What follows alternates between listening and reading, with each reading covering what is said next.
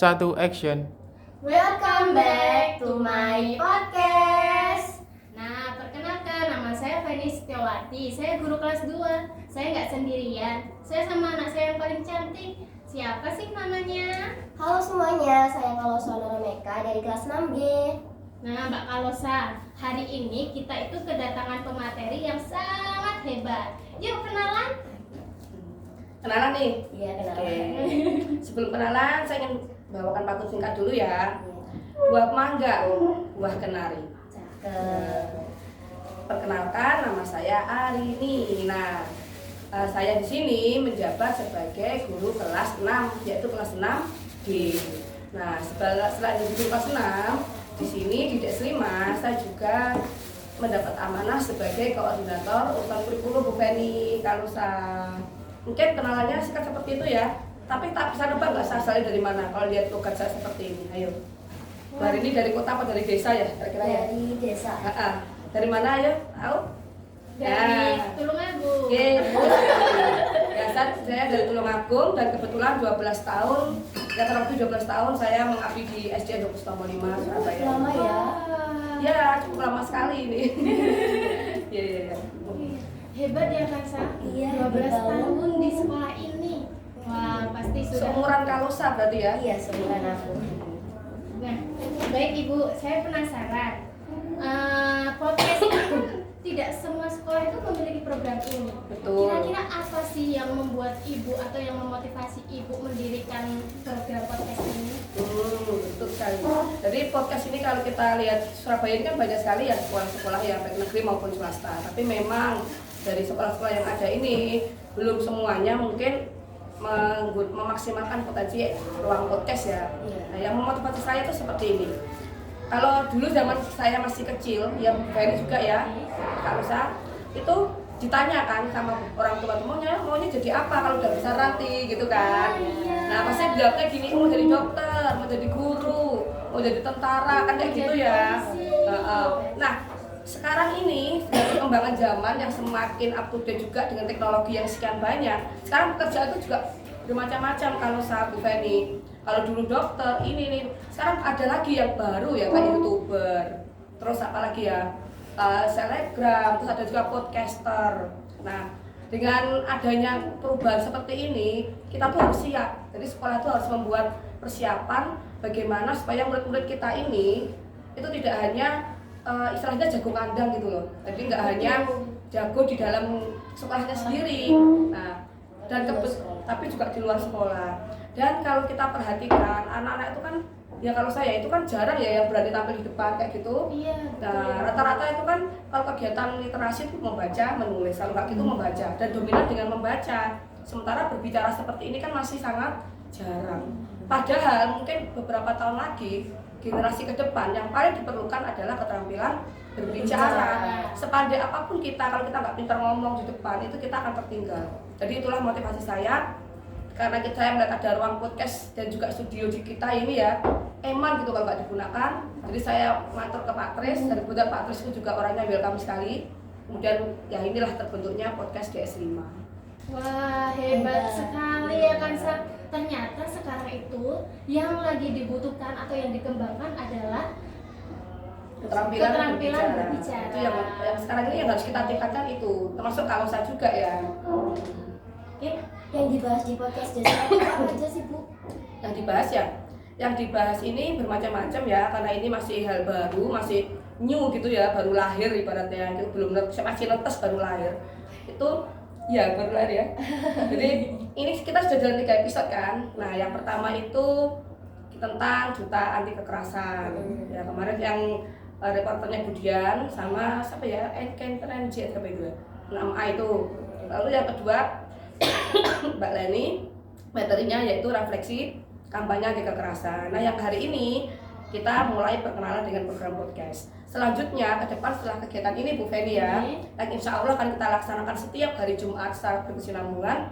Programnya macam-macam. Nah narasumbernya juga macam-macam.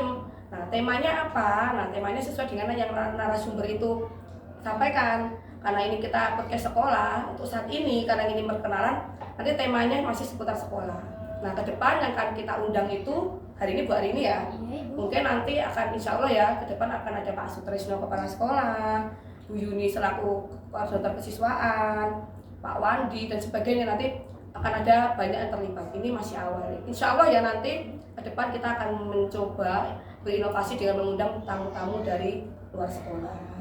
Oke Mbak Kalosa, ternyata program podcast ini itu sudah disusun dengan rapi ya. Pematerinya juga berbeda-beda setiap Iya. minggu. Ya, hebat sekali. Nah Ibu, saya mau tanya nih, lingkup atau sasaran dari podcast ini itu untuk siapa sih? Lingkupnya ya, karena ini kita kebalapan batuk ya. Iya. Nah, musim ini ya. Musim ini. Ibu. Jadi lingkupnya karena ini podcast sekolah, sebetulnya karena ini nanti akan di-share di YouTube. Jadi semuanya bisa nonton, semuanya karena ini insya Allah podcast kita ini tema-temanya edukatif ya, bukan tema-tema yang mungkin terlarang atau apa. Jadi bisa dilihat siapapun. Sementara sasaran kita adalah murid-murid kita di S5 dulu. Ya, di S5 dulu. Karena kalau kita mencari sasaran, kita nggak bisa langsung ke atas ya, kita harus ke bawah dulu. Dari bawah dulu, nanti akan merembet lagi dan insya Allah nanti sasarannya akan lebih luas Bu Feni. Tantangan program podcast tuh apa aja? Tantangan ya, tantangannya karena ini memang hal baru ya kalau saya. Ini hal baru dan mungkin juga belum familiar meskipun sering nonton. Kadang nonton lebih mudah daripada mempraktekkan ya. Iya, betul. Nah, tantangannya mungkin lebih ke ini. Yang pertama dari segi reporter dulu ya. Karena kita di sini sebetulnya melatih kemampuan murid untuk menjadi seorang reporter atau istilahnya podcaster. Tantangannya lebih ke ini, membangkitkan keberanian murid untuk lebih berani ngomong di depan. Itu dari segi murid. Meningkatkan skill berbicara. Ini kan memang harus dilatih ya. Mungkin 1 kali 2 kali mungkin masih canggung, tapi lama-lama kalau ini rutin lanjutan akan terbiasa. Dari murid itu. Nah, tantangannya kedua dari segi waktu Bu Feni, kalau dari segi waktu kita mungkin bisa jadi ya ada event, ada acara mendadak di sekolah, kemudian acaranya mungkin mundur atau bergeser, atau mungkin ya namanya program baru ya gitu. Jadi bisa jadi waktunya itu akan berbenturan dengan kegiatan sekolah, tapi insya Allah sih enggak, karena ini kegiatan kurikuler.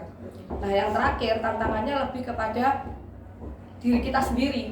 Nah ya, jadi karena ini hal yang baru, mesti tantangannya baru, godaannya baru, bisa jadi di tengah-tengah itu pasti akan ada masalah, akan ada yang namanya sesuatu yang program itu kan tidak selalu gampang. Nah, tantangannya yaitu kita harus tetap semangat. Jadi untuk konsisten, karena saya berharap podcast ini bisa nggak cuma sebulan 2 bulan, tapi bisa terus ya. Bahkan sampai kalau saya nanti lulus, sampai Bu Feni mungkin nggak jadi guru kelas 2 lagi, jadi guru itu kasih ke 4-5 gitu ya bertahun-tahun.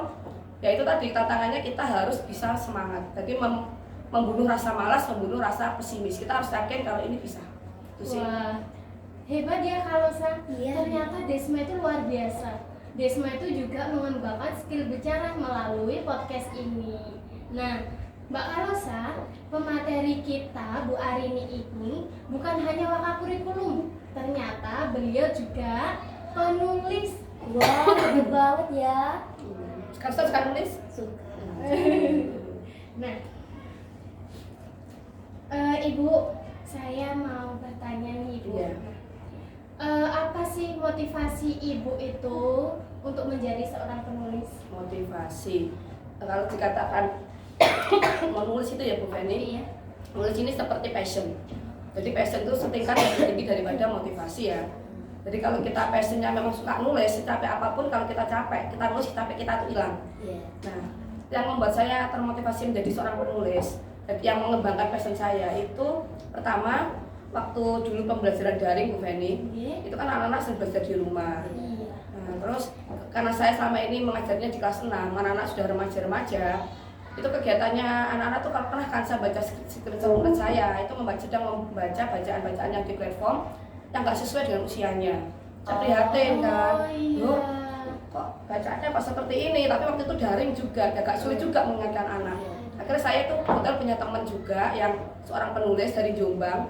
Itu saya tanya, Mbak, kalau saya tuh suka nulis, saya ingin membuat cerita atau buku itu yang isinya tuh memang anak remaja, tapi remaja-remaja yang religi gitu. Gimana caranya? Terus saya diajari menulis, disuruh ikut KMO waktu itu, KMO Indonesia. Itu semacam klub menulis seluruh Indonesia waktu itu. Nah tantangannya yaitu menerbitkan satu buku. Saya langsung menulis itu, saya ikut KMU selama 30 hari menulis berturut-turut sampai jadi buku.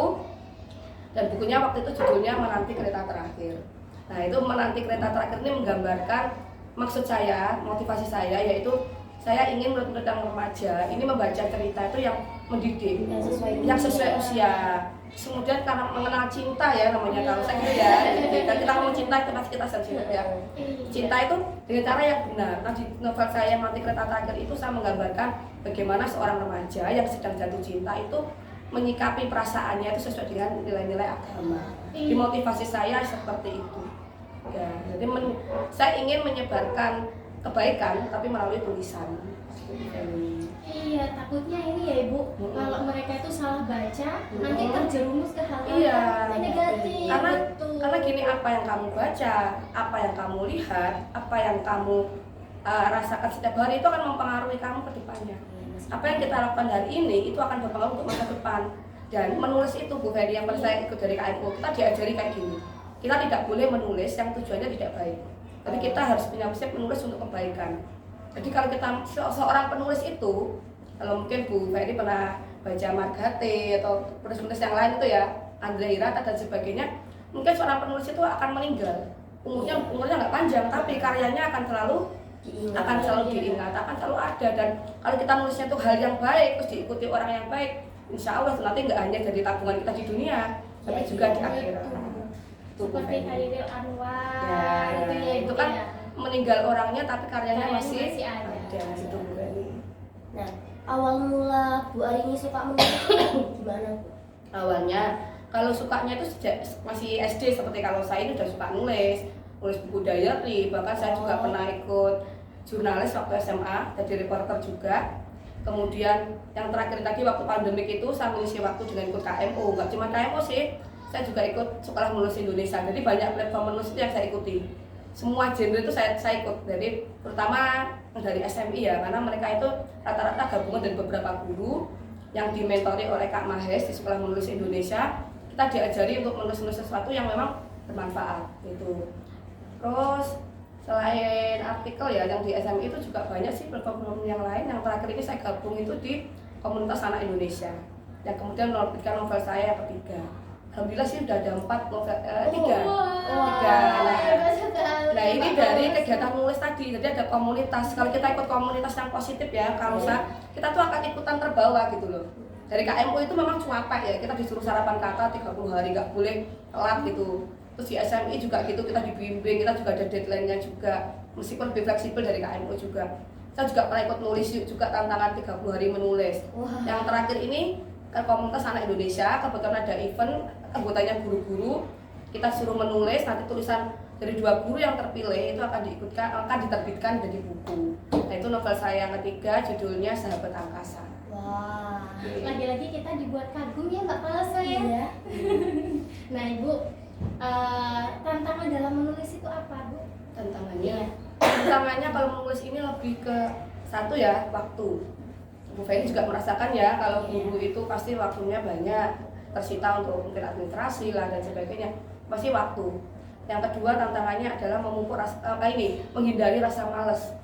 Nah jadi kita kadang kalau udah banyak tugas gitu ya, mau nulis lagi, aduh capek, nanti aja itu. Nah ketunda terus. Nah jadi biar nggak ketunda, terus saya buat itu. Kalau kita katakan skala prioritas. Jadi dalam satu hari itu saya mau ngapain sih? Gitu. Oh, hari ini saya mau nulis, misalnya saya ingin nulis tentang artikel ini, saya pasang di stick note gitu ya, nulis. Jadi buat pengingat nulis ini. Gitu. Oh, buat jadwal gitu. Ya, kalau lebih ke itu pengingat gitu sih. Skala prioritas hari ini saya ingin mengerjakan ini. Kemudian di situ ada kata sih membuat tulisan, mungkin artikel. Saya ceritanya gini sih. Saya setiap hari itu mencoba menulis itu meskipun tidak banyak. Hanya beberapa kalimat, mungkin bisa dikatakan kayak moto atau apa gitu. Kadang saya share di status, kadang saya tulis di laptop. Nah siapa tahu suatu saat nanti kalau sedikit demi sedikit lama-lama jadi bukit akan jadi buku lagi. Bagaimana Mbak Kalasa? Kira-kira Mbak Kalasa pengen nulis enggak? Pengen. Kita coba ya, nulis itu nggak sulit kok. Yang penting adalah kemauan itu tadi. Nah, pengalaman atau penghargaan dalam Bu Arini menulis buku itu apa aja? Pengalaman atau penghargaan ya. Pengalaman yang saya dapatkan karena saya menulis ini tidak sendiri ya, tapi saya juga ada komunitas penulis dari beberapa komunitas. Pengalamannya kita dapat kenalan baru pasti. Iya. Jadi ada kenalan baru dan itu dari Sabang sampai Merauke. Mulai dari nulis yuk itu ya. Waktu itu saya pertama kali ikut menulis sebelum KMU itu di Nulis Yuk yang didirikan oleh Kak Jeluvina. Nah, Nulis Yuk itu ada tantangan. Jadi seperti ini bulan Ramadan. Judulnya Tantangan Bersama Nulis Yuk batch 79. Kita harus menulis selama 30 hari berturut-turut dan ada tantangan lain. Nah, nanti kalau kita rutin dan menyelesaikan tantangan tulisan itu tadi juga ada kriteria sendiri ya, akan menang 500.000 waktu itu. 500. Lumayan ya. Iya, Itu lumayan. seluruh Indonesia ya Ibu? Seluruh Indonesia dan alhamdulillah waktu itu saya juara ya ada apa ya menang itu lah saya menang terus dapat 500.000 itu. Wah, hebat Nah, sekali. setelah nulis yuk tadi ada semangat gitu. Oh berarti kalau namanya suka, namanya passion itu harus dikembangkan menghasilkan ya. Iya, masih. Kalau uangnya mungkin tidak seberapa, tapi pengalamannya itu tadi bahkan pernah waktu itu live sama Jeluvina. Jadi beberapa orang, 3 orang waktu itu saya, satunya lagi teman saya Setio ini terus apa kita lupa. 3 orang itu diajak live sama Jeluvina tentang kepenulisan. Baru setelah nulis yuk ikut KMU, SMI dan sebagainya. Yang terakhir pengalaman atau penghargaannya itu karya saya terpilih untuk diterbitkan oleh Komunitas Anak Indonesia. Itu kalau dari saya sendiri.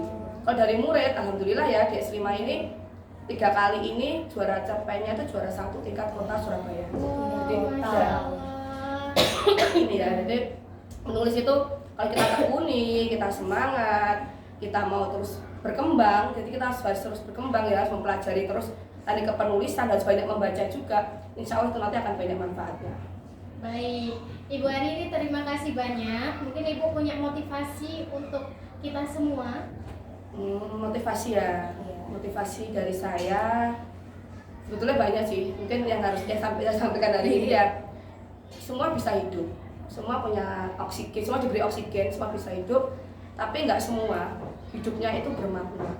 Jadi lebih baik kita manfaatkan waktu kita itu menjadi lebih bermakna dengan memberi manfaat kepada orang lain. Manfaatnya apa sih? Nah, manfaatnya itu macam-macam. Kalau misalnya kita sukanya mungkin menulis, ya kita bisa maksimalkan potensi menulis itu. Mungkin dengan kita menulis, kita menyebarkan kebaikan dengan tulisan, orang yang membacanya pun juga akan bermanfaat. Seperti kalau saya sukanya apa, hobinya apa, kembangkan. Siapa tahu dari kita mengembangkan sesuatu yang kita minati itu kita bisa bermanfaat untuk orang lain. Baik, terima kasih Bu Arini. Oke. Halo sahabat Desma, hari ini podcastnya sudah selesai. Mari kita membaca hamdalah bersama-sama. See you next time. Sampai ketemu lagi.